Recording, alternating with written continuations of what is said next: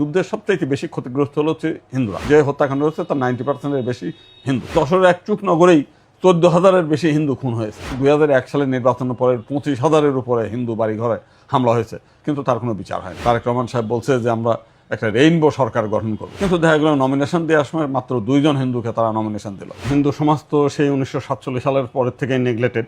রাজনৈতিক যার দলসমূহ যারা আছে এরা প্রথম থেকেই হিন্দু সমাজকে গলা টিপে হত্যা করার জন্য যা যা করার দরকার সেগুলো করেছে। দেশ স্বাধীন হওয়ার আগেই যে যুদ্ধটা হলো সেই যুদ্ধের সবচেয়ে বেশি ক্ষতিগ্রস্ত হচ্ছে হিন্দুরা। এবং বাংলাদেশের যারা আমাদের আশেপাশের মুসলিম তাদের বাড়ি কিন্তু আক্রমণ হয়নি, শুধু একচেটে হিন্দুদের বাড়িঘরে হামলা হলো, লুটপাট হলো, অগ্নিসংযোগ হলো, হিন্দুদের উপর হত্যা খুন। আপনি শুধু যশোরের এক চুপ নগরেই 14,000-এর বেশি হিন্দু খুন হয়েছে। এবং রায়ের বাজার বদ্ধভূমি, সেটাও হিন্দু এরিয়া, সেখানে হিন্দু হত্যাকাণ্ড। শাঁখারি বাজার যে হত্যাকাণ্ড হয়েছে সেগুলো ওই ধলপুর, যাত্রাবাড়ি ধলপুরে ময়লার ডিপোতে ফেলছে, সবই হিন্দু। 90% হিন্দু। যে হত্যাকাণ্ড হচ্ছে তার 90%-এর বেশি হিন্দু। এবং যারা এই দেশে পালিয়ে গিয়ে অন্য দেশে আশ্রয় নিতে বাধ্য হয়েছে তাদের 100%-ই হিন্দু।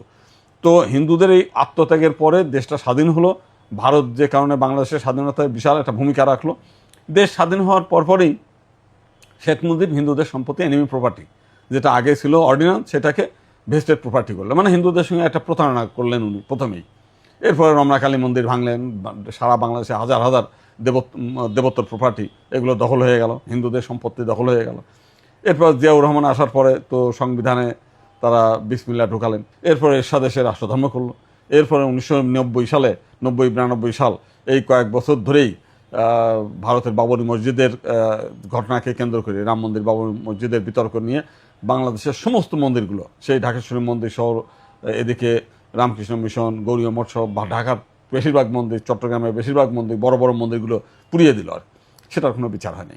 এরপরে আপনার 2001 সালের নির্বাচনের পরে টোটাল দক্ষিণাঞ্চলে ভোলা, যশ থেকে আরম্ভ করে বরিশালে সমস্ত এরিয়ায় ব্যাপকভাবে হিন্দুদের উপর হামলা হলো, লুটপাট হলো, অগ্নিসংযোগ হলো। সেটা নিয়ে শাহাবুদ্দিন, এখন যে রাষ্ট্রপতি, ওনার নামে একটা কমিশন হয়েছে। সেই কমিশনে দেখা গেছে 25,000-এর উপরে হিন্দু বাড়িঘরে হামলা হয়েছে, কিন্তু তার কোনো বিচার হয়নি।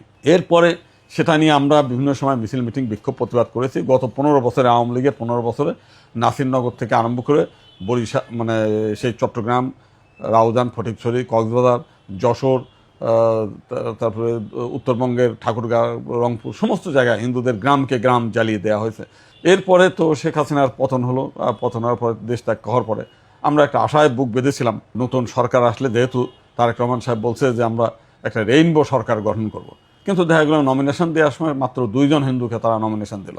সংখ্যানুপাতে আমরা যদি 12% সংখ্যালঘু হই, তাহলে অন্তত কমপক্ষে আমরা 36 জন নমিনেশন আমরা